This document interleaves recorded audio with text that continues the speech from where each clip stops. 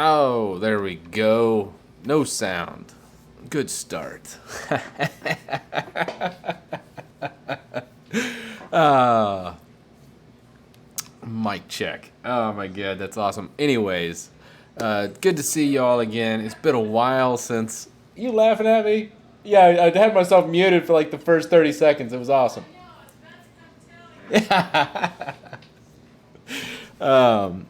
But yeah, no, it's been a while since I actually live stream on YouTube for about a month or two now, and appreciate everything that everybody's done and communicated to me through like comments and everything. And I wanted to get better at live streaming, so I went over to Twitch, and it's gotten a lot better. Oh, thanks for the super chat, Revo. And you know, it's one of those things. So I'm starting to get more in my groove, more in the things that I really should get a lot better with actual live chats, because I've been watching like DistroTube and many of the other YouTubers that have done live things, and I was like, all right, I'm gonna give this another go. Now on Twitch, I've been doing game streaming and things. I don't do that on YouTube mainly because of copyright and content ID claims. It's just such a pain to deal with it all, and that's really why I stopped doing most of that. But I kind of wanted to talk about like just kind of state of the channel, everything that's been going on in YouTube land. Kind of, you guys saw my video today. I kind of made that. I woke up early, got to work a little early. I was like, you know what, I need to make this video just to kind of fill everybody in what's going on. And you know, here I'm gonna catch up on chat real fast. Let me see if I can't pop this out. Let's see here.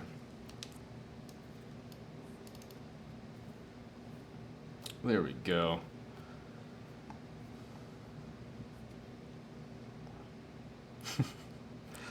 All right.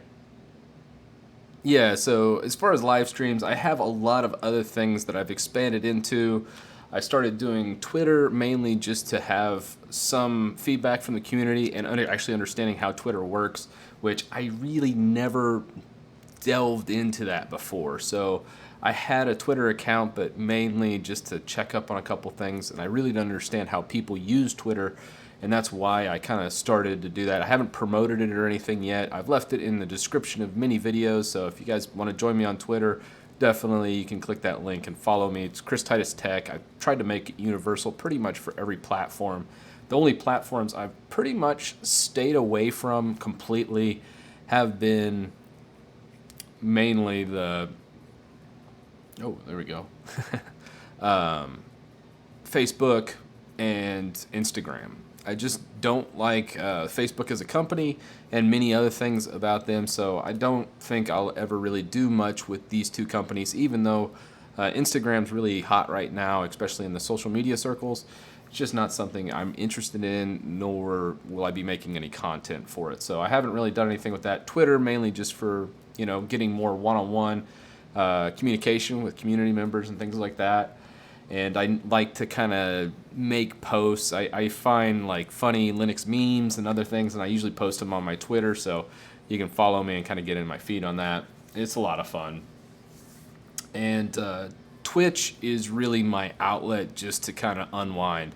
On Tuesday, Thursdays, a lot of times when you're making videos, I'm trying to make videos every day, at least 6 days a week, and a lot of times I just get overwhelmed, or you get that, people call it a grind, but I actually really like making the videos. It's just a daily video thing. By making Twitch Tuesday, Thursday, it kind of forces me to make double up on the videos to where I'm able to relax and just kind of take it easy and just play some games, hang out. Usually it's only a couple dozen people, so it's very easy to manage chat and other things, and it's very relaxing for me. So that's why I kind of do Twitch as well, just to give myself a break. So those are all the social media channels. If you guys are interested in one, or hey, you don't like watching Twitch, hey, I get it. I'm not saying, hey, follow me everywhere. That's just kind of what I use each platform for.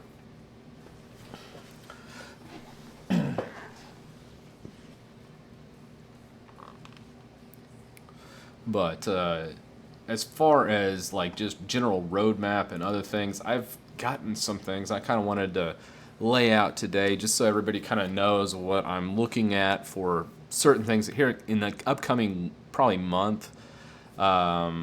First off, I want to redo my intro video. It's really old now. Like when I made that first intro video that says, hey, I'm into Linux servers and storage, and, you know, goes over a little bit of my experience, but it's like a 20-second intro video that I made, I think, my first month on YouTube, and it's really dated now, so I really need to redo that. I've been meaning to redo that for a while now. I just haven't really had any, you know, where I'm like, yeah, I gotta go do this. So I'm gonna redo my intro video. The logo, you've probably noticed I haven't really put my logo everywhere because one, I just don't like a lot of logos, and two, I really need to just kind of change up what I'm doing as far as the logos go.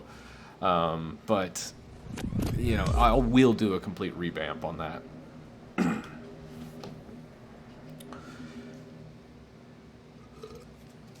And I kind of touched in today's video about the studio that I'm building, and that's roughly about a 10 by 10 space. And I'm carving up a lot of the garage area to basically do that. And what I'm doing with the studio is setting up kind of 3 shooting spaces. One's going to be green screen, one's going to be just a traditional primary shooting spot, and then another one's just going to be more of a relaxing area, maybe like a beanbag or something. I haven't quite fleshed out the third scene yet, but I kind of wanted the 3 scenes so it'll change up, so it's not like every single video is just me sitting there. Oh, yeah. The big news in my world today. Oh. It's my wife over there. She's plugging some stuff up, but that's what's going on there. I did get contacted by a standing desk company, so I will be doing like a standing desk and other things. I've actually built one of those for my work as well. Because the standing desk at my work, I did upliftdesk.com, and that one I just bought all through there, and I built all that out and redid it. So I'm going to do some comparisons with a couple standing desks if anybody's interested in that. I'll probably just make one video overviewing all the standing desks at one time. And that's something else that I will be adding to my studio, mainly just because I'm sitting down all the time and I'm so unhealthy that I want to be standing a lot more. So I'll also be a little more animated, and it'll just help out a lot. I can think better when I'm standing as well.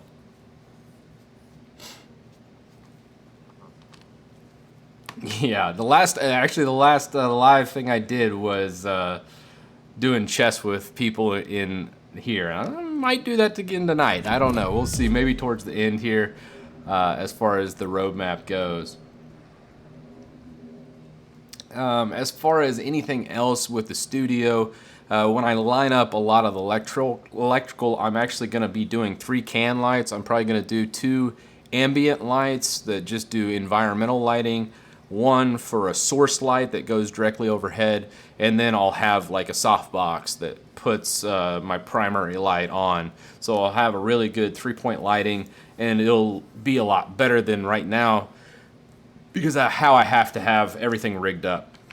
It's a pain with my current situation. So I'll be redoing all of that. I'm really looking forward to the studio build because right now I'm just all over the place. Some nights I get home and I'm like, okay, and then, you know, we finally get ready to sit down and get all my thoughts organized, and it is just, yeah, it's hard sometimes where if it's during the day, I could wake up, have a full 10 hours, I could probably knock out most of the videos for the week, and then I want to do on my second probably day on a Wednesday, I want to do more of the niche videos where I want to start doing really targeted videos. Like you saw it a little bit on the channel probably a couple of months back where I do specific games and do that. I really enjoy making that kind of content to where it appeals to just a certain amount of people that just don't ever get any videos made for them just because most people just don't factor in that it's worth it. But in the long run, I want to build kind of a library specifically over one like setting up and configuring certain applications and games. which right now I'm more focused on big picture stuff, and I want to keep doing the big picture stuff daily, and then sprinkle in some niche stuff. So there'll probably be 2 or maybe even 3 videos in a day, depending on my release schedule once everything's set up. But I don't anticipate all that really getting going really solid until probably July or the end of June, depending on how fast the studio goes. What camera equipment do you use? That's a question. As far as camera equipment, I've actually have a Canon M50, which I absolutely love. The only thing about the M50 is it sucks for streaming. So I'm actually using this right now, the M50 for this stream. It'll shut off after 30 minutes. However, I think I got like Sparko Cam. It's a Windows software on my Streambox, and I rigged up my camera directly through it, and it automatically sends keep alive signals every 25 minutes, so I can use my Canon M50 indefinitely on a stream and get high quality, so I'm not using just a dinky, Logitech webcam, which I absolutely hate the webcam. So that's how I kind of rigged all this up right now.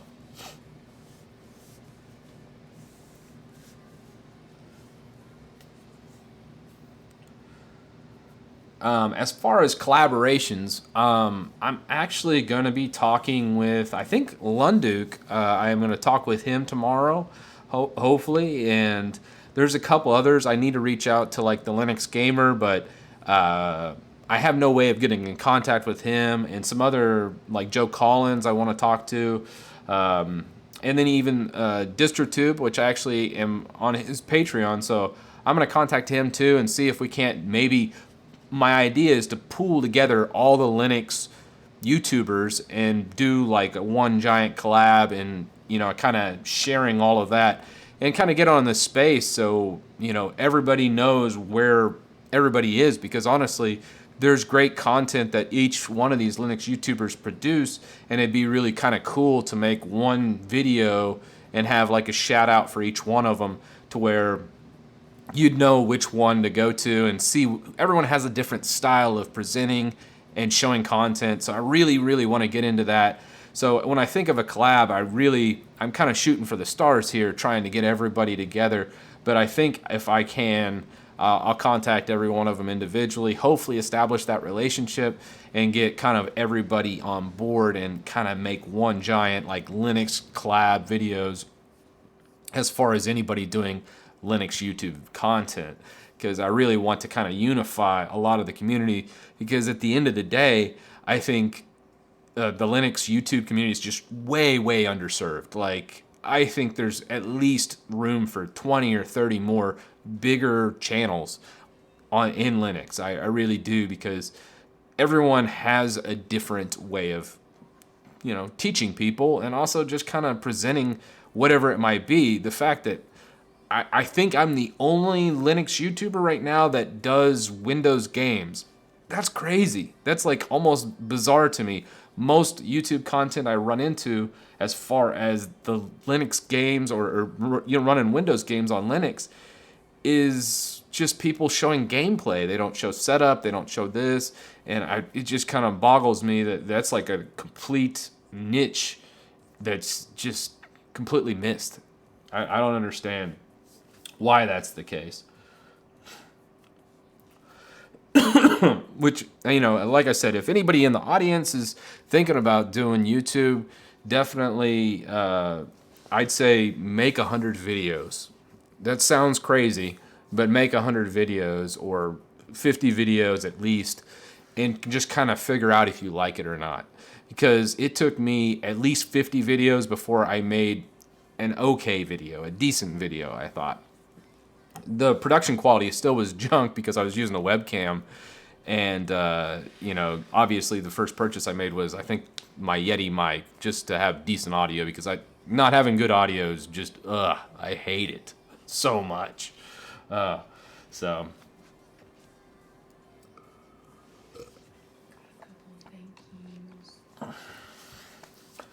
as far as a lot of Linux YouTubers contacting me,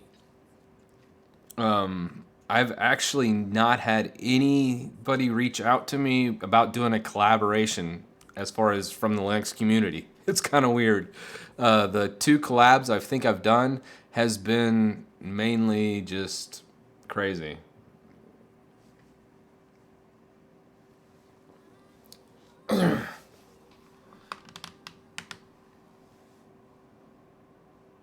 Oh, let's see. All right, I'm gonna catch up on my chat real fast. Yeah, I saw Big Daddy Linux does a lot of live streams. I need to contact him. I think get into. I think he's on Twitter. I need to get on his Twitter and hit him up as well.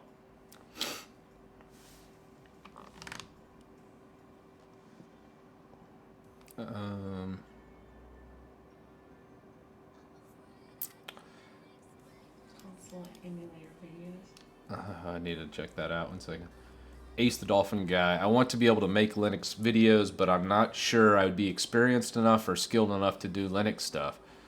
Well, I mean, make the video first. I mean, to make a video, just take your webcam out, shoot it, and then watch yourself. That's the big thing I think where most people miss is everybody thinks they're just awesome out of the gate, and the fact is you suck out of the gate. I was horrible. Like, it was very laughable. And that's the thing. You got to watch your own content and then realize where you suck and then just slowly work at fixing one thing at a time. And then slowly you'll build up to where it'll be good or decent content and it just builds from there. But I'm almost 300 videos in and I'm still not satisfied with a lot of the content I put out. A lot of it I still look at it and go, oh man, I could have done a lot of things better. So don't be discouraged. Everyone's bad at start. Just make it, watch it, see what you can improve on, and see if you like doing it. Because that's the big thing. Because the first, probably 5-6 months, most people, I'd say first 100 videos, it's just learning. So however long it takes you to make 100 videos is pretty much the learning curve, I'd say. Someone wants to know what you do for a job. Yeah, somebody asked what I do for a job. So I've bounced around. I've started out doing a lot of contract work, and that has kind of changed over, I don't know how long. I would say I started doing residential repair, and then I wanted to start doing business and server repair, so I went ahead and did a follow along and worked for free for a buddy of mine and kind of learned servers that way. And that was back in the early 2000s, and I've pretty much done server work for close to, I guess, 17 years now, 16, 17 years, something. So Windows Server is my specialty, but I do all servers. Linux servers, I really started becoming decent on, I'd say sometime in the early 2010s, I think is really when I started really breaking into Linux servers, doing a lot of lamp stacks, which is just setting up websites and stuff, and then, PBX boxes and telephony work, because all that stuff is crazy expensive in the commercial market, where in Linux it's free. So you literally can save hundreds of thousands of dollars for a company just by learning Linux server and Asterisk if you're interested in telephony. Oh man, it's just crazy how much money you can save a company. You're lagging. Some people are saying you're getting some lag. Oh. You're getting lag in the bedroom. That's why I came out here. Oh, really? Is it lagging there? I just give me the circle of death. Oh. Crap. All right. Let me catch up here. Man, there's a lot of chat. I'm trying to pick out the important stuff. We got a super chat. Thanks for the super chat, ER Pro. Windows Server is the best. In all honesty, if you're wanting to break into the commercial space, learning Windows Server is pretty much vital, because even in most Linux environments, Active Directory, which pretty much runs the entire company, it's the Rolodex of the entire company, most of all of them are running on Windows Active Directory. So just know that's just kind of a thing. If you really want to break into that aspect, be working in data centers and things like that, you almost have to learn Windows Server, even if your primary skill sets is Linux and Linux servers.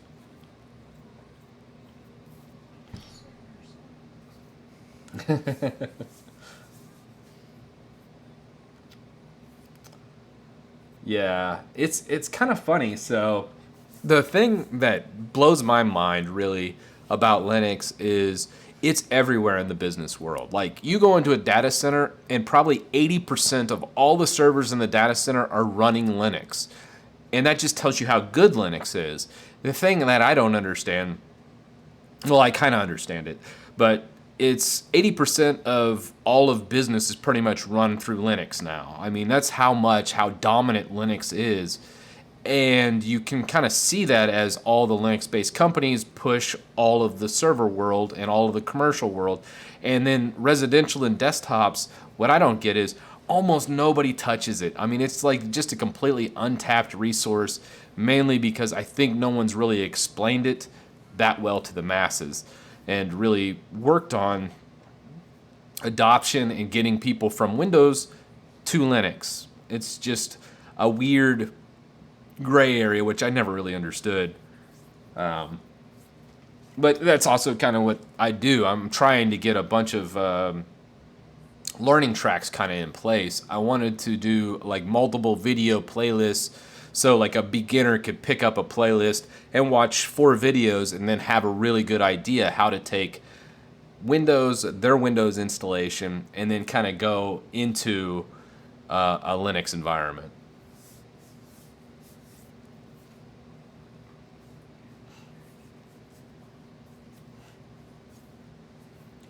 But, in that same vein, though, I also kind of want to do the same thing for more intermediate people that have been on Linux for a little bit, but really understand, like, they have a favorite distro maybe. They understand, like, how to play some games, install Steam, do all the basic stuff. But I also kind of want to cater to that, too, to where someone's going, okay, I'm in here, and then they want to understand how Linux works, like what makes up Linux, what's the bootloader, what's all these things. And that's another like series of videos which I'm trying to kind of flush out now, and I'm hoping to do that probably mid-June and kind of just do a whole week where I just go through a whole video series, kind of like how I did the Windows to Linux kind of thing. So You are pro. God. Oh, ER Pro. Did you see what shirt I'm wearing? Geek Squad. I'll have to turn the camera so you can see my wife. Now, Yeah, she says no. I'll see if I can't maybe do it when she's not looking.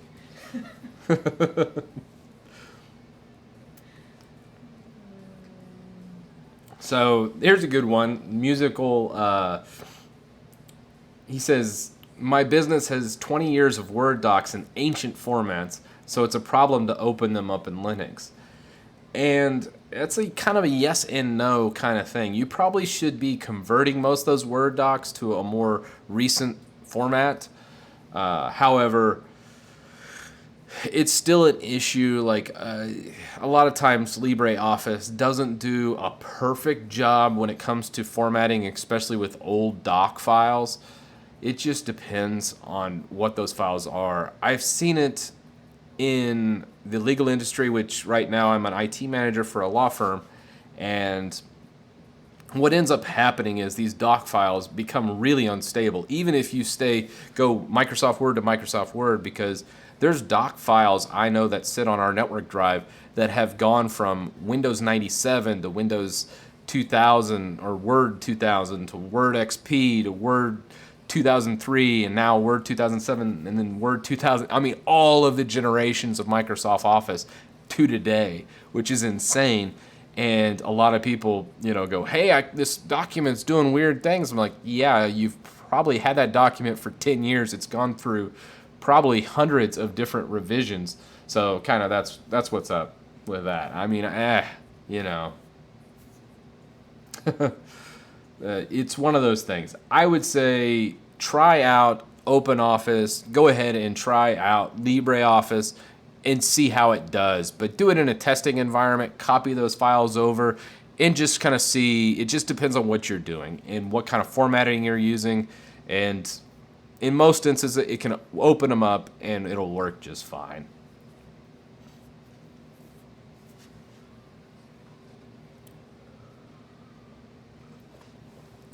Yeah, so I see this question all the time. Is this fill in the blank distribution okay? Ubuntu, Arch, whatever it might be.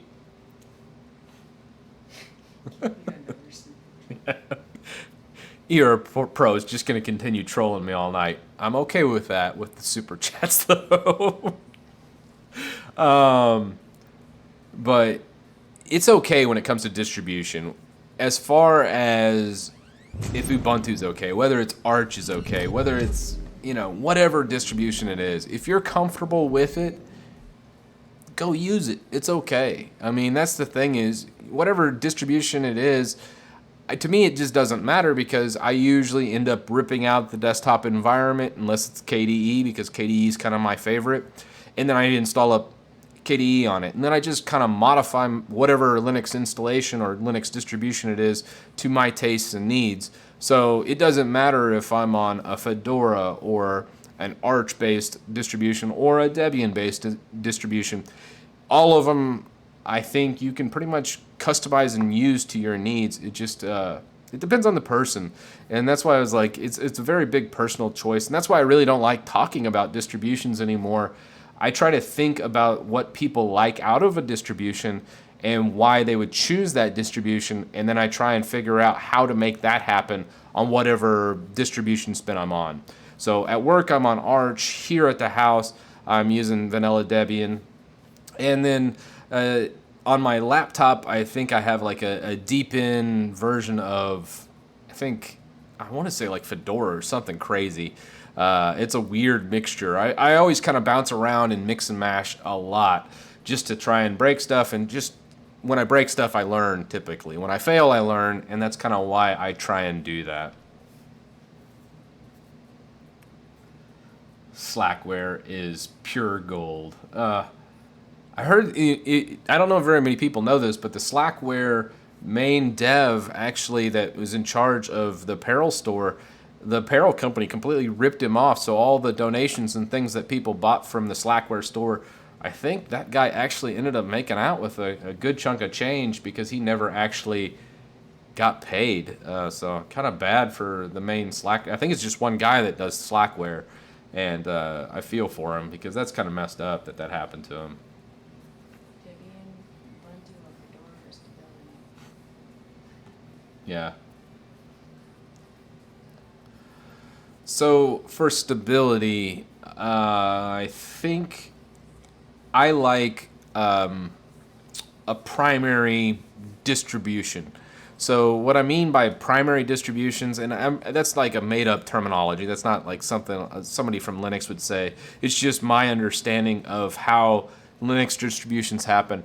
When it comes to stability, any distribution can be very stable if they're kind of the primary. So in my mind, there's really only 3 primary distributions that probably make up 90% of the Linux population. Either a spin of that distribution, like Debian's a primary distribution in my eyes because you have Ubuntu, you have all of the distributions that are all based off of Debian, and then you have Red Hat, which is the primary distribution for CentOS, Scientific Linux. Actually, Scientific Linux is no longer a thing either. It went the way of Anargos. And then also the Fedora. So all of these are kind of like Red Hat's realm. That's a primary distribution, so that means it's pretty much rock solid. And then there's Vanilla Arch. And Vanilla Arch gets a really bad rap of not being stable. However, you can set it up in such a way that it is extremely stable. So Arch, Red Hat, or Fedora really is what any desktop user would use. So really, that, Fedora, and Debian would be my 3 picks for the most stable distribution. Because it depends on what you want to do, but just remember, you can make those primary distributions pretty much rock solid because you're the one building pretty much everything surrounding it, just like most of these micro distributions do. Mac OS sucks. Linux so-so. Windows the best. Oh, God.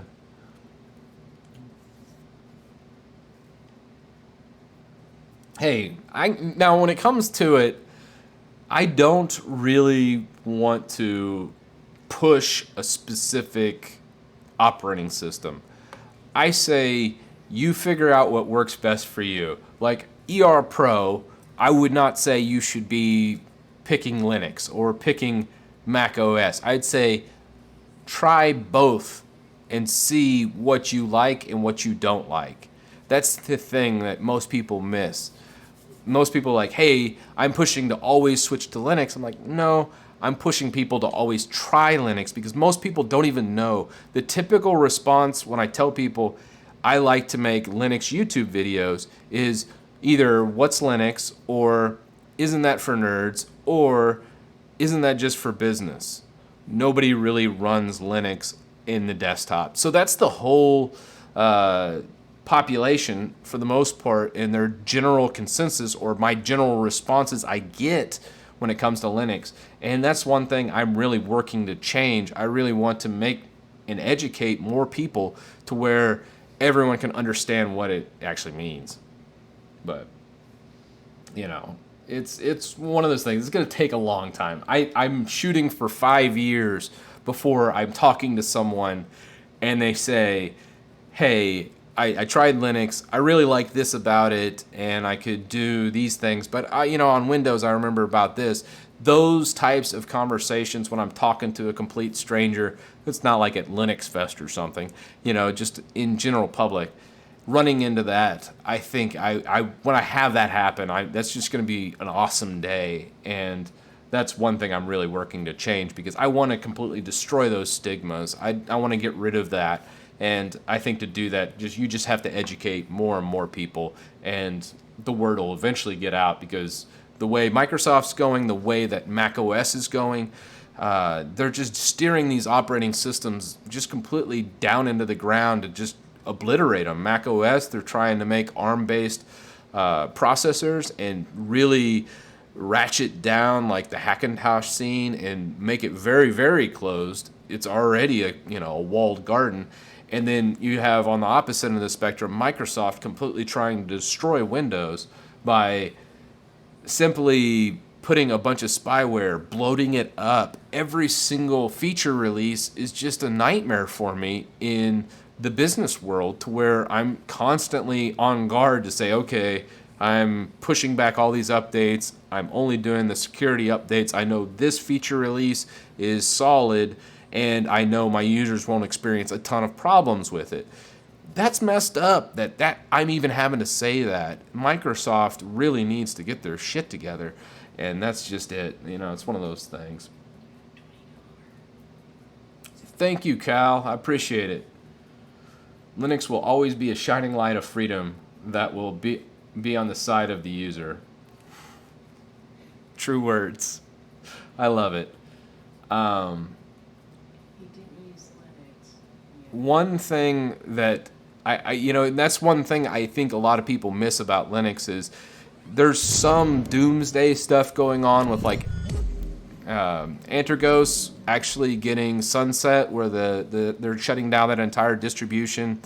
I just said Scientific Linux is getting shut down. I know that was a spin of like Red Hat or CentOS really. Actually, CentOS is a bit older.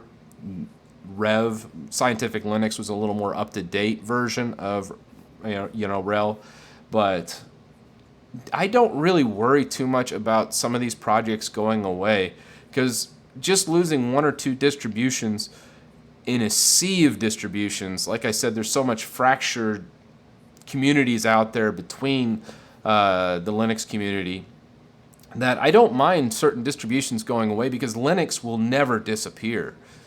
Just as Cal said here, it's no one. Once you get in and you figure out what it is and you have that freedom, it's something I'd never give up. When someone says, hey, are you going back to Windows? I'm like, no, that would never happen. That's crazy.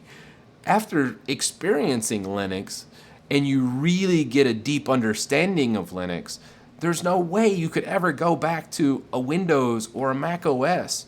You might need to boot them up in a VM or maybe even a dual boot if there's some type of thing you need, or maybe even a second box. But that's just a one-off case. My main daily driver where I do all my work will always be Linux from here on out. That will never change. So don't ever worry about Linux disappearing or going away. It's never going to happen. It just won't. I mean, there's too much, it's too open, it's too free, that if someone closed up shop, if Linus Torvalds just says, I'm no longer working on the Linux kernel, somebody else will step in his place. It's as simple as that. So it's never going anywhere. There's no real issue there. Mitchell wants to know how your friends and family think of you being a YouTube rock star. Where's that post?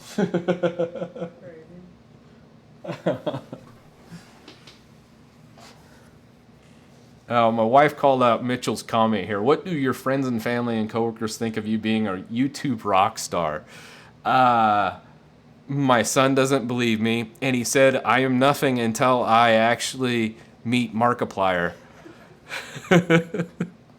He loves Markiplier. He's 15 years old, and he says until that happens, he just is like, whatever, you're just making computer videos. So that's his opinion. As far as my wife, she's very supportive of this, which is really nice. Makes it very easy to do this type of thing.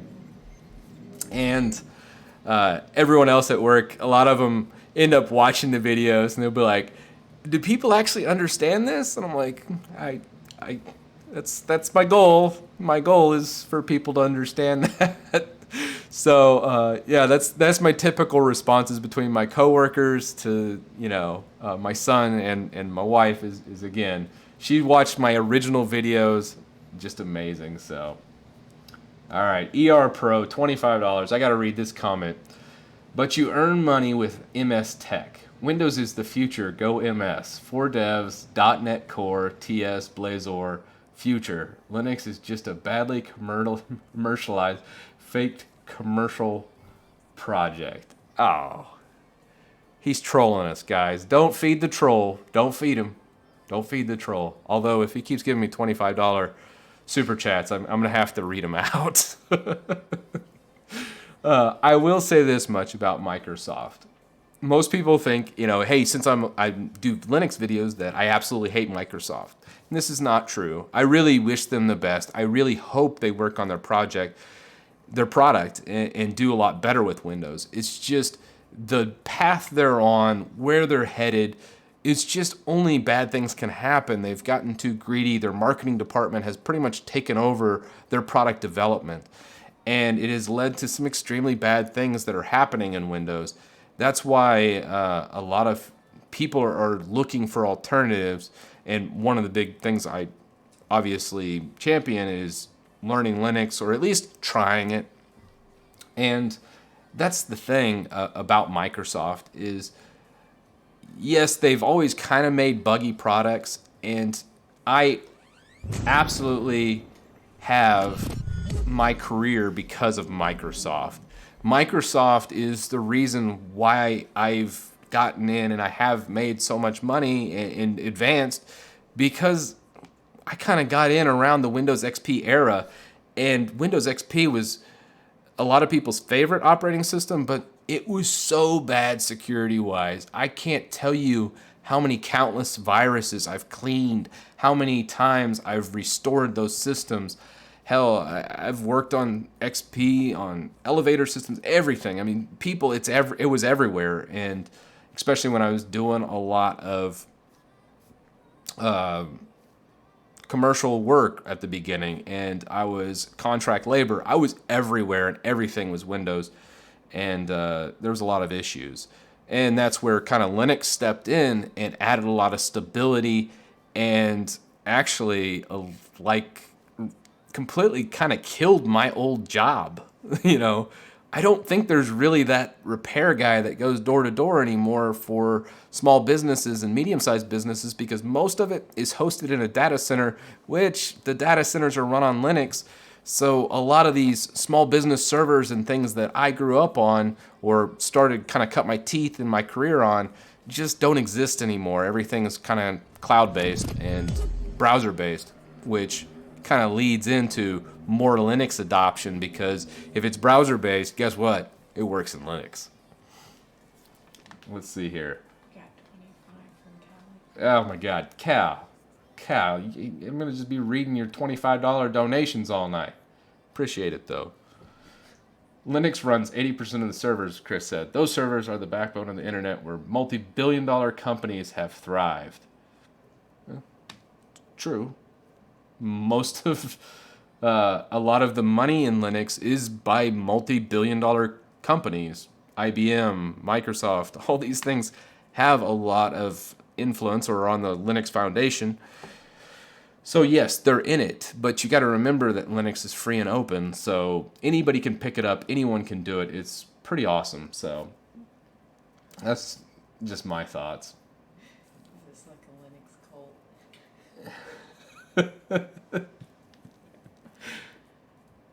cult? I miss Windows ME, said nobody ever.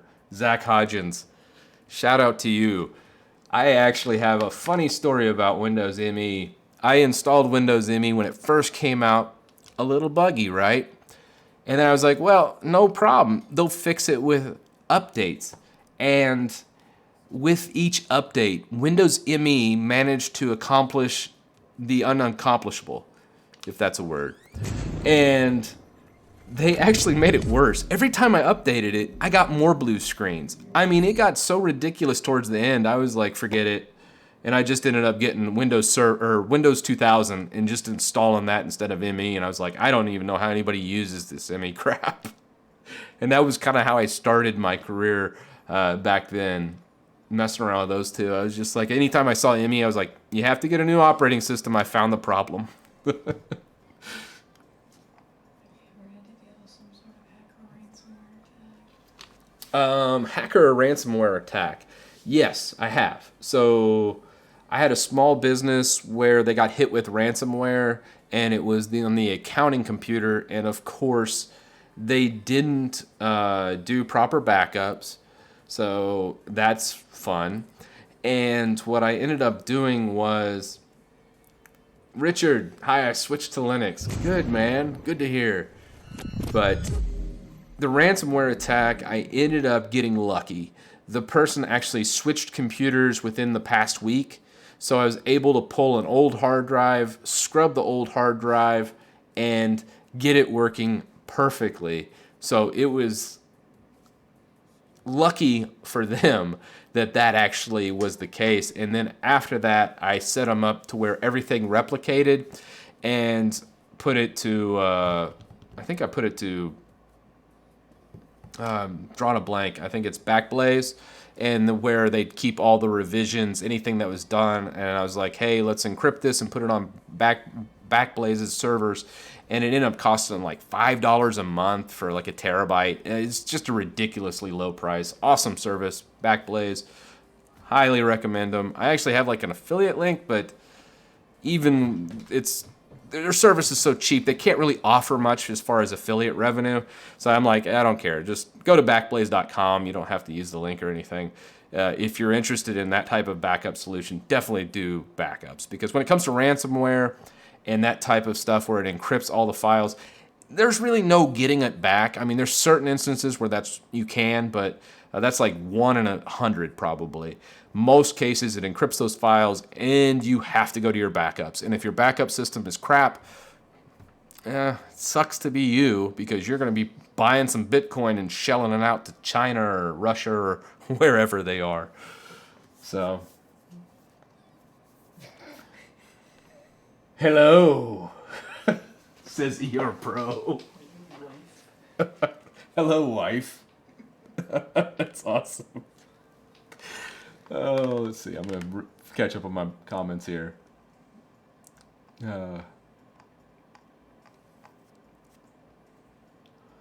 All right. What distro am I still using? I'm still using Debian. So I think it was at the beginning of March. I was like, I'm going to go Debian for an entire year to prove that distributions don't matter. Which I don't know how that really proves distributions don't matter, because Debian's a pretty darn stable distribution. And I'm still rocking it on my main production machine here. At work, I'm about to wipe out Arch, and I'm going to go ahead and switch over to Fedora there. Just to, I don't know, I just haven't really used Fedora a whole bunch lately. The last time I was using Fedora full time, I think was Fedora 29 when I first switched to Linux. And I really, I think I only did it for a couple weeks before switching to Ubuntu and then a bunch of other distributions. I mean, when I first switched to Linux, I distro hopped like it was going out of style. It was like every week it was like a new distro for me. It was ridiculous. And I was wiping out my main system and reloading everything. Yeah, it was insane. But I learned a lot by doing that. So, yeah, it's all right.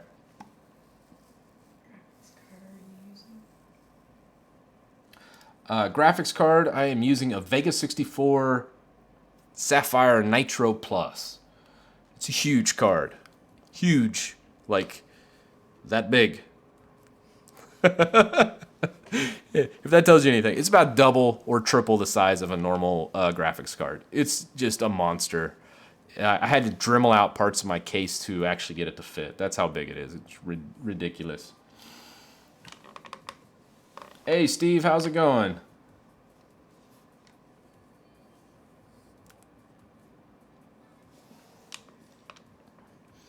Yeah, I actually had someone ask me about the whole Huawei incident, and they kind of alluded to like Deepin and it also being Chinese based and it having some kind of spyware on the back end.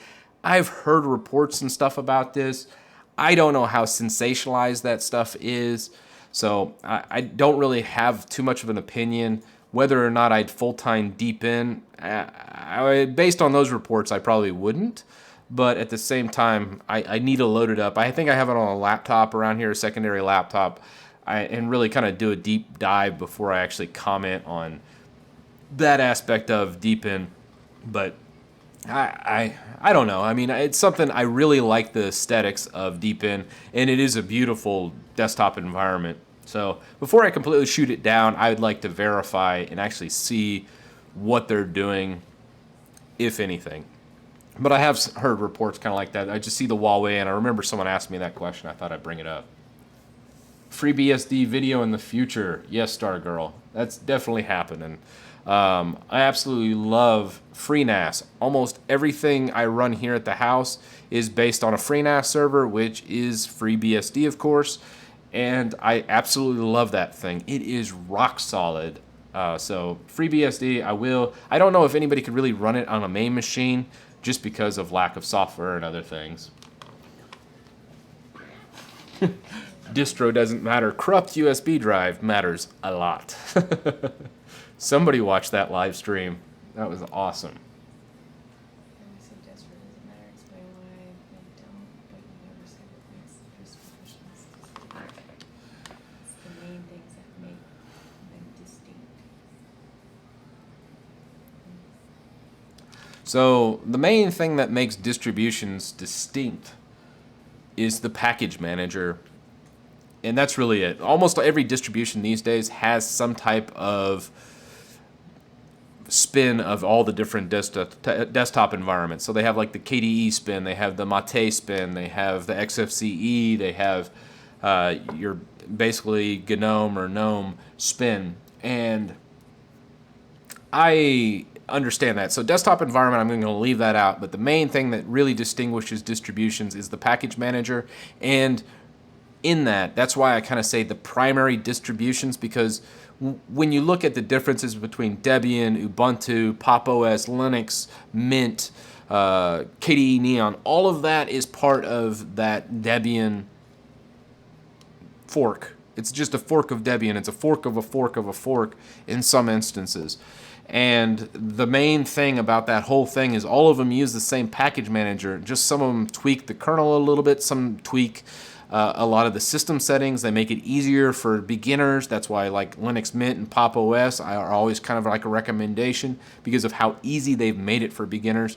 That's really learning those main primary distributions and how those package managers work. That's what's key about learning Linux, because a lot of new people coming to Linux immediately start jumping between all these different distributions because they see one thing they like better, and really it's just a matter of changing or tweaking, especially if you're on like a Debian fork. I've seen so many people distro hop from Debian fork to Debian fork, and I'm just like, really? I mean, you're killing yourself for no reason. So what do you think about the Huawei ban? So I don't want to get too much into politics here. And honestly, I lean more libertarian. So I think there's some ulterior motives going on with the Huawei ban. I don't want to get too much all crazy with that. But I just want to say that when it comes to the Huawei ban, I see why they banned them. I understand that, but at the same time, is that really the reason they banned them? I don't know. I mean, I'm always a fan, as long as the playing field's somewhat fair, more competition the better. When we pigeonhole everybody into using one or two products, bad things happen. So I'm kind of disappointed in it, but at the same time, I'm curious to see what the heck's going on with all this spyware claims and putting spying things in the chips that Huawei produces. I don't know. I mean, I get it. So I'm not going to jump to any side of the discussion on the Huawei ban, that I'm for or against it, because I can see both parts of it. So I really like their phones. I liked the Honor phone. I liked a lot of the phones they produced. I never bought one, but they look cool, and a lot of people that I've had test out those phones, I thought they were pretty cool. But at the same time, I can't really speak to it because I've never seen. I can't actually lay hands on it, and I'm not going to accuse anybody of doing anything unless I know for a fact, and I don't know one way or the other. It's unfortunate, that's for sure. That's the one thing I can say about the Huawei ban.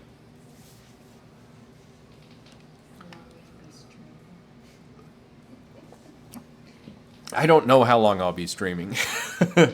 Probably another 30 minutes or so. So the Looking Glass video is definitely a go. And why it's taking so long on the Looking Glass video is I really don't like PCI pass-through. I just don't see it. It's such a niche or niche thing to where it appeals to just such a small segment, and really it's not a solution for 99% of the population. So Looking Glass, I will finish out that video. I will finish making it, but I'm not going to be streaming using Looking Glass and those types of things, because really it's just using Windows, and all you're doing is carving up your computer. So as cool as the tech is, at the end of the day, why not just build a second computer and run your stuff off of it? I mean, there's really not much going on there. On my VMs, when I'm carving them up, I'm basically splitting an 8-core system to 4 cores to my VM, 4 cores to my Linux box, and then I have one separate card for my VM, one separate card for that. And I was like, if I'm going to do that, why wouldn't I just build another machine? So I really wanted that to be a really seamless solution, and while it is really neat to set up, it's really neat to tinker with, it's something that just doesn't appeal to most of the population. And I will finish out that video. It's just that's probably going to be July. I'm going to be honest with you, just because I need a lot more time to mess around with it, and right now I just have so much stuff I have ahead of it. So that's my opinion on Looking Glass. It's still, I don't want to knock it at all. It's still awesome. If you have an extra video card that you can dedicate to that VM, you have a rock solid, awesome CPU, and you don't mind carving out your system like that and creating a VM to run games on, definitely, that's incredible. One of the big community members that I'm always talking to is Kari Knight. He literally games all the time using his PCI pass-through on his Windows VM, and that's incredible. I always say, hey man, that's awesome. So I'm not knocking it. I'm just saying I'm just not a big fan because I'd rather get it working in Linux. And Looking Glass just doesn't do it for me. It's just cheating.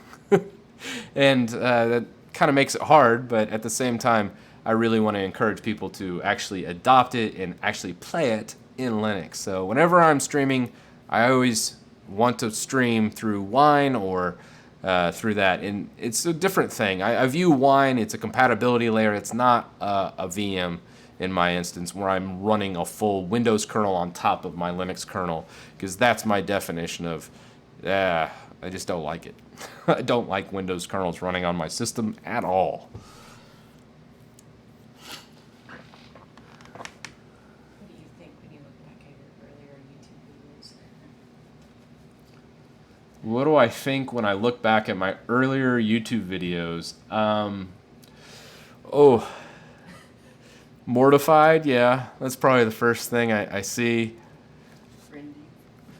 I've deleted a couple that were like crazy cringy. I remember I did an ICO review. If you guys remember when crypto was kind of there, someone asked me to do an ICO review, one of my first subscribers.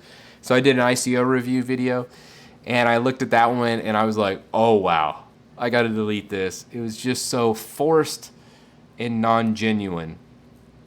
And that's the thing when you make the videos, when you live stream, whatever you're doing, you just kind of have to say how you feel. You got to be you. Everyone says that crap, but you got to be genuine. And it's something that you just have to make a bunch of videos before you can actually inject your personality, inject how you talk, your mannerisms, all those things. It's just really weird when you start making videos at the start. So when I look back at my very first videos, oh my God, cringy, horrible, uncomfortable, just ugh. But I'm gonna leave them up because it's gonna inspire somebody. Because you might see one of my videos a year from now and go, wow, that's such an awesome video. And then you sort by oldest and start looking at my oldest videos and you go, oh, wow, he really came from not really knowing much as far as video production and audio quality and all those things, and screen presence and camera presence, all. And the fact is, anybody can learn it. You just got to do it, repetition, and as long as you like doing it, go for it. That's what my view is. But first videos, yeah, worst videos for sure. Are there any common mistakes that IT professionals make? What do you enjoy most about your work? Let's see here. Where's that one at?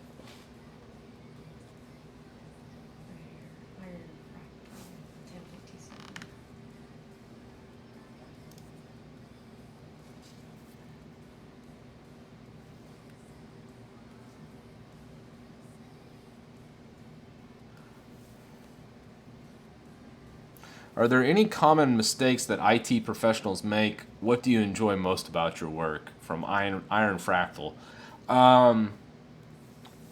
Common mistakes IT professionals make is thinking they're irreplaceable.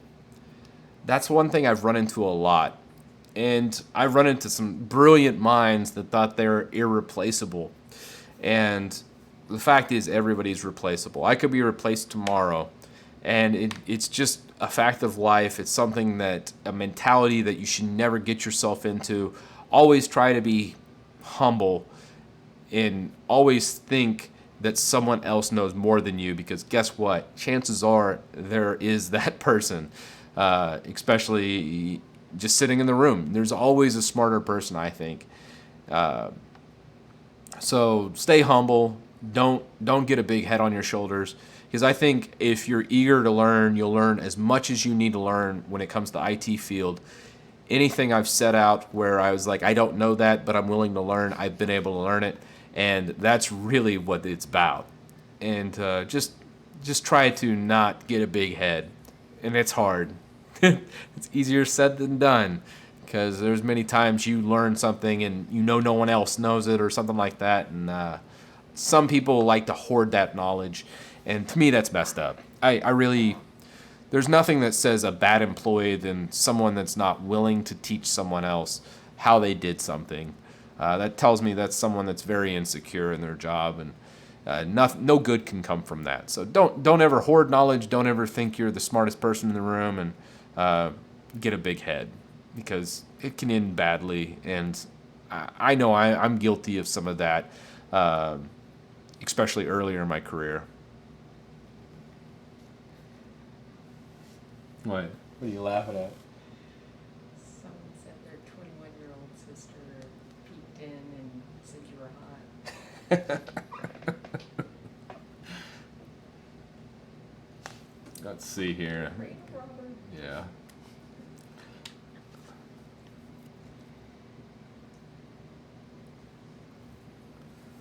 Here we go. This was actually Mr. Rich was replying to John. You'll hate this, but Pop! OS is based has some different, better optimized defaults from Mint. The most notable difference is the new kernel off the top of my head. To expand on that, Rich B.O.B. is definitely correct, and they have actually enabled eSync by default. So if you go ahead and install Pop! OS, there's a lot of system tweaks they've made that makes it very easier for like gamers and other people jumping into Linux to easily pick it up and go without doing too many system tweaks. That's why one of the big things I love about Pop! OS, why I kind of recommended it during this last series of coming from Windows to Linux, because I wanted to teach people how to change the desktop environment instead of just installing a new distribution. Because most people install a new distribution when they want a different look and feel, and I wanted to just teach people that right out of the gate. Just go ahead and destroy that mentality and say, hey, you can go ahead and create something that looks beautiful no matter what distribution you're on. And Pop! OS also had a lot of back-end tweaks, specifically the kernel and a lot of actual system settings that were set from non-defaults to recommended ones that I pretty much do on every single install I put in, no matter what distribution. So that's why I do like a lot of Pop! OS's default settings as far as system settings goes, even though I hate their default desktop environment. Not a fan of GNOME, never will be, unless they really change up the interface. It's just something about it, I'm just like, it feels weird to me. But if that's your jam, I'm not crapping on it. I'm just saying, not for me, in my personal taste. Favorite flavor of Arch would be vanilla. I absolutely love vanilla Arch. Learning it is probably one of the best things you can do to really have a deep understanding of Linux. I'd say when I was distro hopping and I ran into vanilla Arch for the first time, obviously, I was sitting here next to my wife after coming back from a Christmas party and having a couple drinks and doing it for the first time. But as I was doing it, half inebriated, I was learning a lot, actually, at that time. I was surprised at what commands I was doing. I was like, wait a second, I'm partitioning the drive now. I'm formatting the drive. I'm loading the bootloader. I'm doing this and that. And it made me check all the boxes of what comprises a Linux distribution. And after I looked back on it the next day and I realized how bad of a job I've done on that initial install, I wiped it out and I redid it. And it was really kind of cool doing it again. And I was like, wow, there's even more stuff that I missed the first time around. And vanilla Arch is a great learning experience. However, it's not for everybody. If you're not comfortable with terminal yet, don't do Arch or vanilla Arch. But if you really want access to like the AUR out of Arch, I highly recommend Manjaro. I love my experiences with Manjaro. There was a couple gotchas, and yes, I did make that Manjaro disaster video, but that was just me running a bunch of updates through the GUI, through POMAC, and that's not recommended. And even the lead developer reached out and recommended, hey, when you do your updates, do them like this. And he kind of helped guide a lot of those recommendations that I made in that video. And it's kind of incredible that the Manjaro team, heck, at the time, I think I had like 15,000 subscribers or 10,000, relatively pretty small on YouTube, I thought. And the fact that the actual lead developer was reaching out from the Manjaro team just tells me how passionate and how much effort and work he puts into that distribution to make it happen. So big shout out to Manjaro. If you're a beginner and you really want to spin an Arch distribution, I'd recommend Manjaro. Do Gentoo. So the Gentoo series will definitely happen. And when I do the Gentoo series, I will definitely have a drink or two prior to loading up Gentoo, because it worked out so well in Arch that the Gentoo series, I think, would have to be that. And I also think it has to be a live stream when I do it.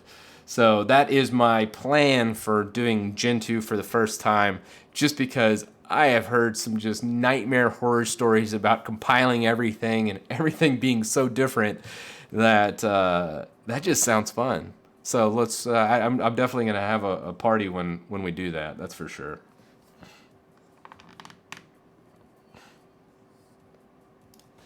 What is Gentoo?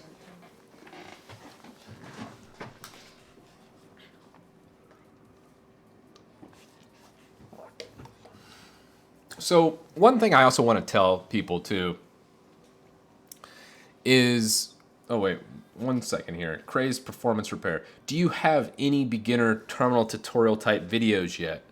Actually, 1 second here. Let me pull up my YouTube, and I'll send you a playlist, or I'll link it in chat. It's a playlist that has most of the basic terminal commands. So if you're just getting into terminal, it's really good, and you'll be able to get into almost all of it and learn quite a bit.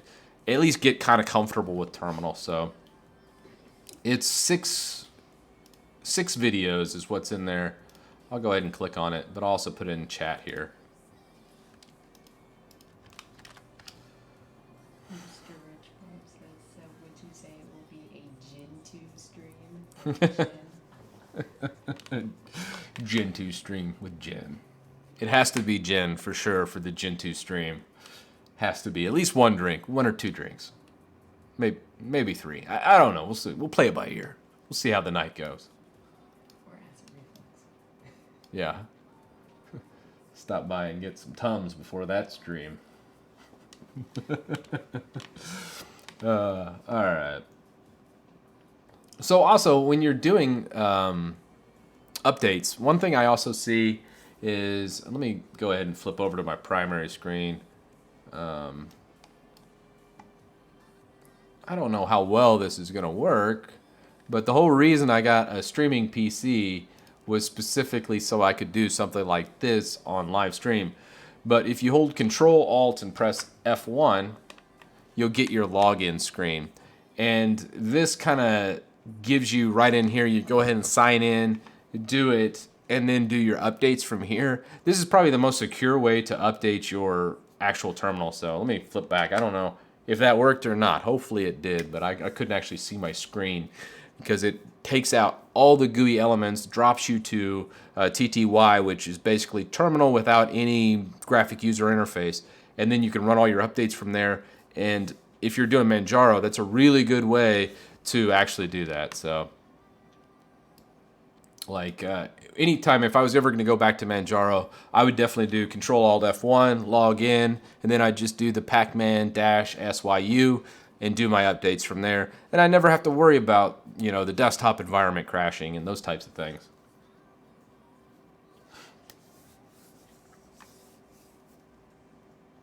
Yeah, Joe Collins has some good content. It's definite long form content where Joe will do like a deeper dive, and he has some videos I think are upwards of almost an hour. I mean, but he definitely has been around the block. I think I want to say he is the biggest Linux YouTuber out there. How do you get funding for Linux servers? So, Timeless Trance asks, how do you get funding for Linux servers? So the beauty of Linux servers is back in the day when data centers were really run by Windows for the most part, you needed hundreds of thousands of dollars, and that's no exaggeration, of licenses. And I'm not talking licenses for just the operating system. I'm talking licenses for RDP seats, for all these different components. I mean, it's just ridiculous all the licensing Microsoft did. They got really greedy, and what happened was Linux really started to flush out and get bigger and bigger and bigger, and being able to do more and more in the space. And when IT professionals really got a hold of Linux and saw what it was capable of, it was very much a takeoff because everything's free. I can run all these things that I used to pay hundreds of thousands of dollars for just, I'm talking one rack here, guys. I'm not talking a crazy amount. Just one rack of servers, which you're looking at maybe 12 hosts, 10 hosts, something like that for a rack of servers. And for that, I was literally having to pay that much money for that many servers. And if you convert it all to Linux, it goes from $100,000 or hundreds of thousands of dollars, depending on what's in them, to a Linux-based system. Well, you're now gone from that much licensing cost to zero. Just paying me for my time. And as an IT professional, I love that because guess what? When I could go up to the VP or say, hey, I need this much hardware, instead of having to, rip the hardware from him, go, hey, I need these servers with all this licensing. I could now just go up and say, hey, I need $20K for some new hardware. And he'd be like, oh, what about the licensing? I'd be like, oh, it's Linux. He'd be like, sweet. And then they didn't have to worry about it because a lot of times the actual software licenses would outcost the actual hardware I was putting in. That's how insane that was. That's why Linux took over data centers, is because everything's pretty much free. I mean, obviously, if you're running RHEL, which is Red Hat Enterprise Linux, that's a different story. There's still licensing for support and things like that. But for the most part, most businesses don't use Red Hat Enterprise Linux in some instances. A lot of them, when they want to cheap out or they don't want to pay those upfront costs for the licensing or support that Red Hat offers, you just install CentOS and call it a day. Yeah. And really, the difference between CentOS and Red Hat Enterprise Linux was relatively negligible. So that's really what happens in business at the end of the day. It just depends on what you're doing, what your budgets are. Obviously, if I'm installing something, I would prefer Red Hat Enterprise Linux with full-on support. But in the real world, a lot of times people are like, well, we can't afford that much recurring license costs. I'm like, all right, well, CentOS it is. Throw it in and done. But that's why Linux took over the data center world, really. Look at Spartan. He's done it like 7 times. SOS. SOS. Okay, I'm seeing you, Spartan. I'm going to respond here. I installed XFCE 1804. It was fine. I did that ACPI_OSI to prevent black screen. But after several reboots, boom, black screen, and I can't install new Manjaro, the black screen stay. Well, this brings us to the next point I wanted to make. It may not help you now, Spartan, but time shift. Having a good backup solution in place is paramount. Anytime you're messing around with your main system, time shift is amazing. So when I'm on here, let me go ahead and pull it up, just to kind of show you what kind of system I'm running here. This is how many snapshots I like to take with time shift. I'm super paranoid. I like all these. These are stored on a different data drive from my OS. But I can tell you right now, this one was taken today, I believe. Let's see. Yeah, it was taken today. So I know I could restore to today's backup of my snapshot by just hitting restore, and then it's back up. And I think I even have this on a solid state. So honestly, on the restores, I'm looking at almost seconds. Definitely under a minute for a restore on a bad upgrade. Time shift is very awesome. And let's say it's really, really messed up and like completely jacked your entire system messed up. You can easily drop to a sample environment, reinstall the system, obviously not on the timeshift drive, and then reload timeshift on a blank kernel, and then just restore it from there as well. So timeshift, do backups. Backups are super important, whether it's Windows, Linux, even Macs. All of them need backups. Be backing up your data. But I'm sure you can fix what error you're running into. There's ways around it. I don't know the specific issue you're running into, Spartan, to answer that question specifically. I just know this would be a very easy solution if you did it. But that's why I made an entire video going over timeshift. If you guys hadn't already, definitely check that out. Just type, I think if you go into my homepage, like, let's see here. Let me pull up my channel. If you just go over to, you can do YouTube-C-Chris Titus Tech, and it should do it as well. But in here, you can actually do a search by clicking this little guy, and then if you type timeshift, it'll search all my videos, and then you can say, oh, okay, this is the times I mentioned timeshift. I mentioned it in the timeshift video. I mentioned it when I Arch Linux maintenance, and I mentioned it in the first 30 days of Debian 10. So it's kind of cool. Use the search feature if you're looking through videos. I'm up to, I think, almost 300 videos. We're definitely approaching 300 produced videos on the channel since October of last year. So it's pretty awesome. I'm really excited. That's where I usually measure my milestones, is getting those videos produced, because that's the metric I can control. That's what I really am aiming for, because I really want to build that library for folks to learn and do that. And I'm trying to figure out better ways to utilize YouTube as far as the search function, using the actual playlist.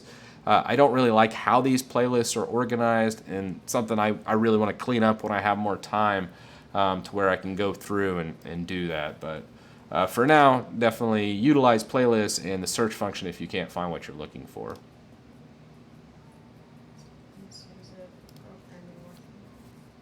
What's that?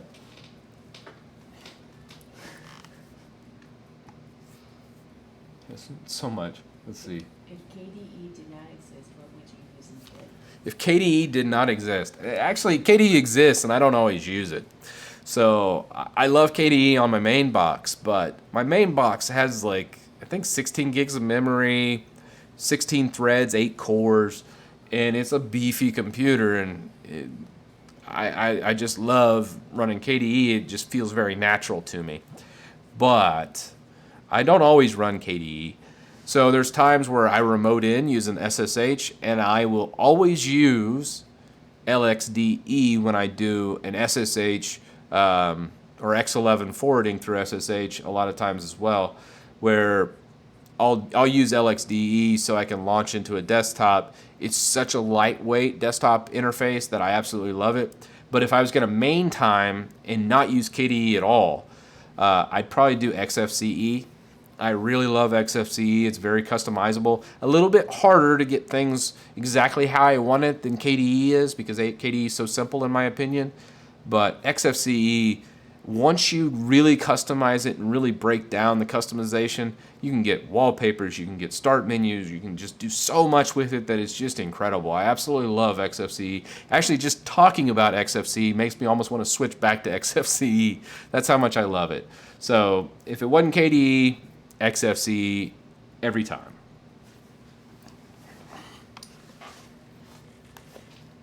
Do you think ZBS will become a Linux standard like it was on the old Solaris Linux systems,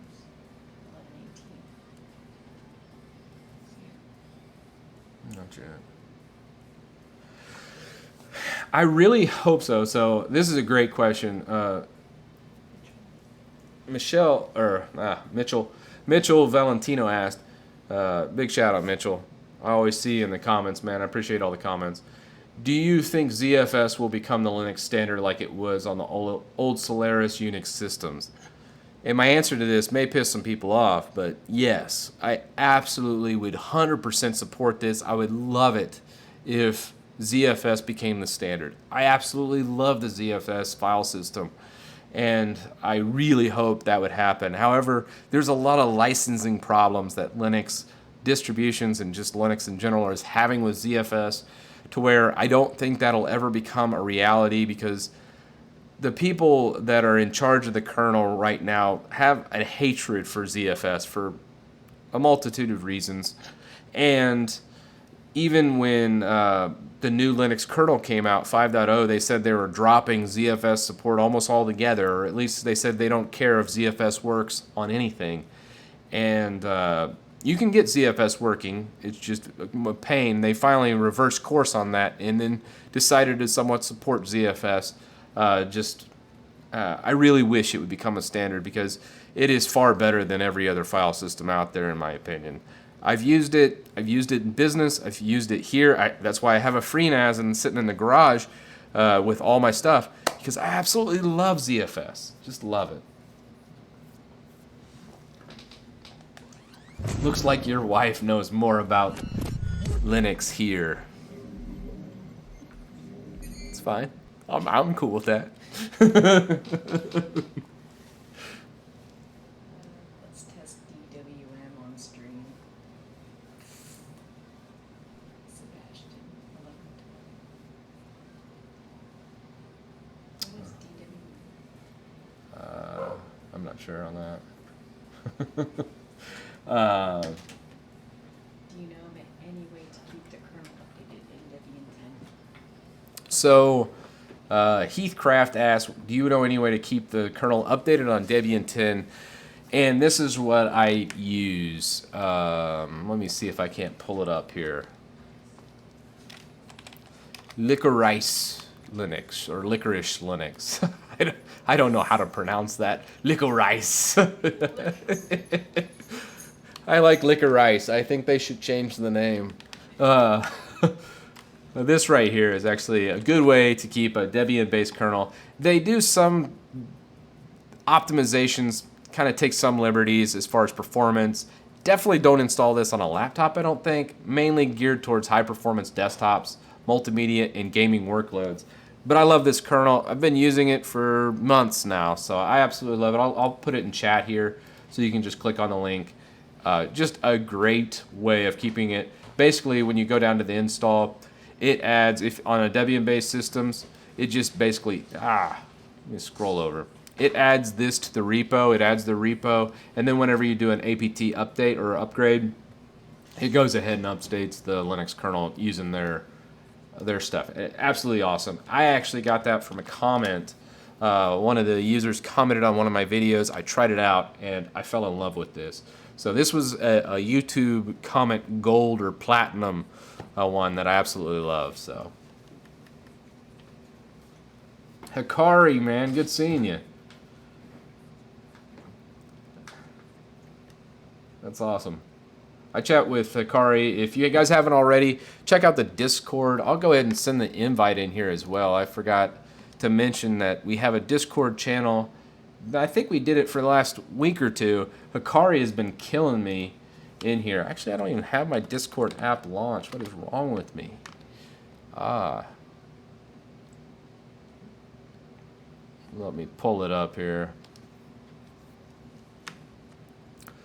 I usually only hang out in, oh wow, I got some activity. I need to check my private messages here. DistroTube in my channel is usually what I hang out in. Let me go ahead and do this link for you guys. But it's a great one. I'm usually in here. I try to hang out in here pretty much all the time. I'm not constantly chatting in here that much, but it's a lot of fun. A couple cool features with the Discord is there's a top. Let's see here. Oh wow, I'm a bit behind here,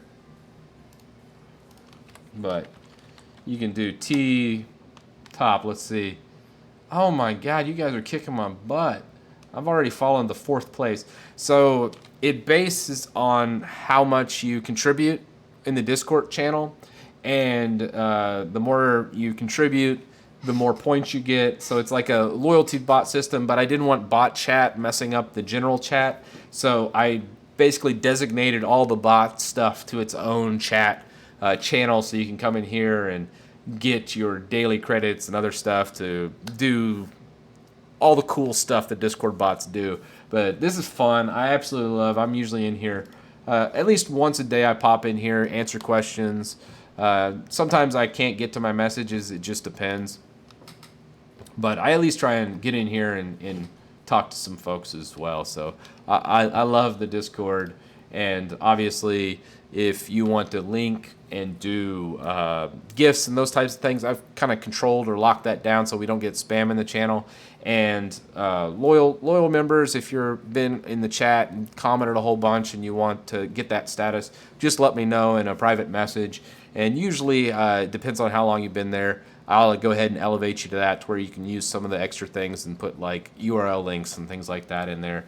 Also, if you're a Patreon member or a Twitch subscriber, you can easily get those levels in Discord as well. I know Twitch subscribers, the reason why I kind of have those is because of Amazon Prime. If you have Amazon Prime, you can just do the Twitch subscription, and it pays me $2.50 for every one of those, and it's free for you to actually go on Twitch and hit subscribe, though. So the Twitch subscription thing's pretty cool as well. That's why I added that in there, just for those that don't want to spend any money or haven't gotten loyal or active member. All right, let's see. Casey says, I'm Spiker Blade from Twitch and Discord, by the way. Oh, KC, good seeing you, Spiker. What is it you like so much about Debian? It's rock solid. I mean, you just can't get any better than that. I absolutely love that about Debian. It has been, I've updated randomly. I've done all kinds of just crazy things to Debian, and I continue doing that. I don't like to take any preparation on my updates on my personal computer because I have everything backed up. Not just Timeshift, but obviously my FreeNAS, and then obviously I do some cloud backups as well. I am super paranoid about backups. If you hadn't guessed, I've been in the IT field for a while, and I practice what I preach. I back up everything. So I always try and break stuff because that's how you learn, is breaking stuff or having things fail. And that's what I love. And, you know, that's why I do that. But Debian, for my production machine, it definitely, when I'm churning out content, I'm constantly making videos every day. It's so nice just to know that it's just going to work for me. What about an IRC channel? An IRC channel. So I'm already kind of spread pretty thin. I'm not going to completely nix the idea of an IRC channel because there's something that nostalgic about it. Because I remember MIRC and all the stuff back in the day of using that. And, you know, I get a little nostalgia thinking about some of the IRC services I've used. But at the same time, I'd rather prefer, I think most people's preferred method of chat these days is Discord. And while it is a closed off source project and not very Linuxy, it is something that just the masses like to use to communicate, and it's very feature rich.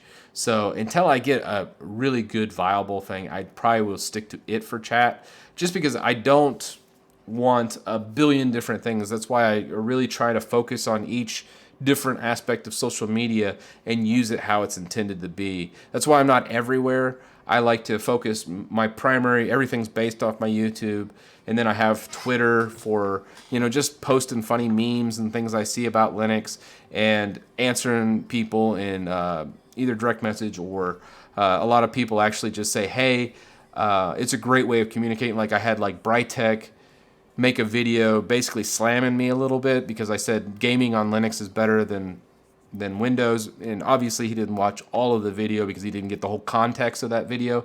But someone said, hey, at Chris Titus Tech, Brightech was saying this about you in this video, and then they put the link, and I could just go, oh, I was mentioned, and then I could click it, and then I could see, oh, that's awesome. So a lot of community members give me a heads up on Twitter. So Twitter has actually become really one of my favorite platforms, and just kind of going back and forth and just being able to flip through all of my mentions and seeing where I'm actually located as far as on YouTube, and if any other YouTubers are mentioning me and those types of things usually gets put on Twitter. So I love it.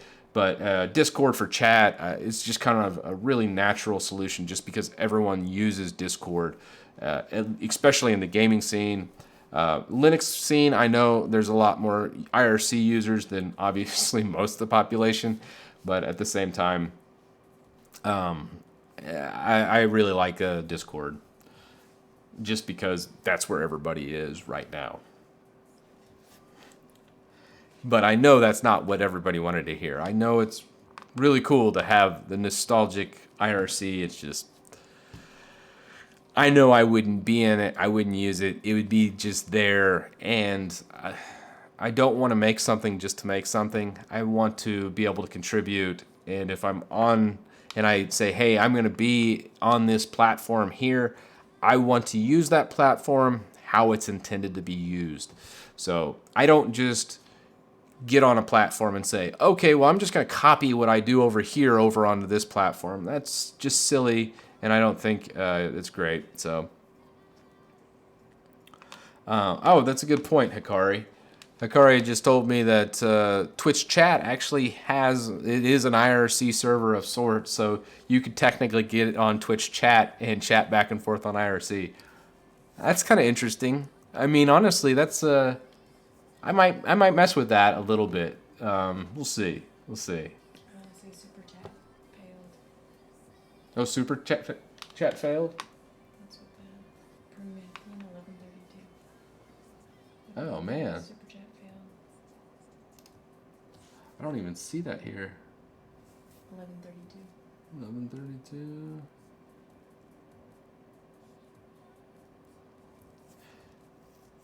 Oh, that hadn't popped up on mine yet.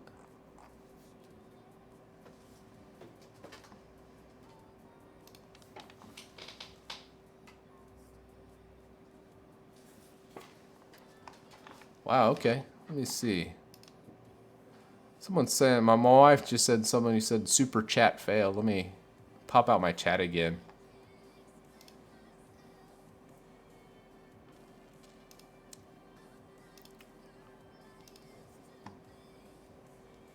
Oh, there we go. Yeah, you can kind of see my Twitch chat populated. Let's see here. Okay, girls, have a good night. Thanks for all the super chats, ER Pro, and I appreciate the trolls, man. That was awesome. And honestly, I really like that, just because it sparks conversation, you know. So, thanks, man. I appreciate the playful banner and the back and forth. And hey, Windows can be good in the right circumstances.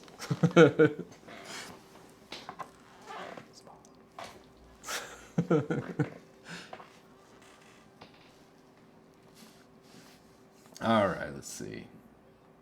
I'm going to try and catch up on chat here, see if there's anything else.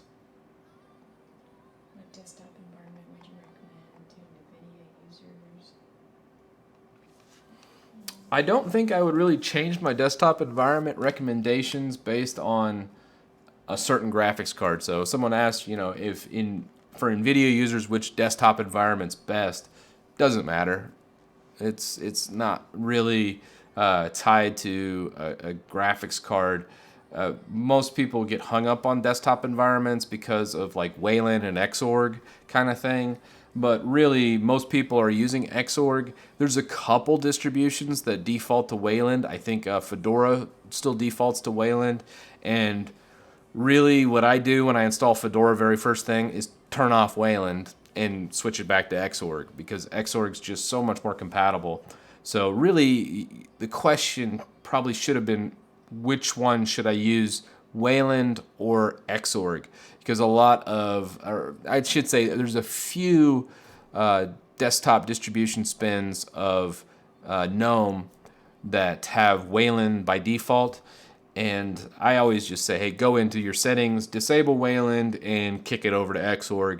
You're going to have a far better time as far as compatibility goes.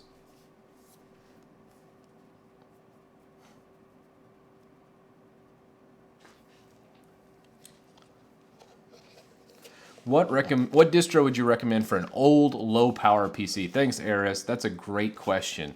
So, This one, no surprise here, Lubuntu. And it is awesome. So let me pull up Lubuntu. Because you can't get, I mean, I've loaded this on a netbook with 2 gigs of memory and a processor that isn't equipped to power a toaster. And Lubuntu comes through every time. And it literally worked great. I put Lubuntu on this piece of crap netbook that had like this slowest Atom processor known to man and literally no memory. And it worked great. It literally was as if it was a regular computer. And that's amazing. That's just the power of Linux right there. It's just great. Appreciate it. Prim, thanks so much for the super chat. Discord link. Oh, yeah. Did I not give out the Discord link? I think I copied it and I never actually pasted the Discord link. ADD. No.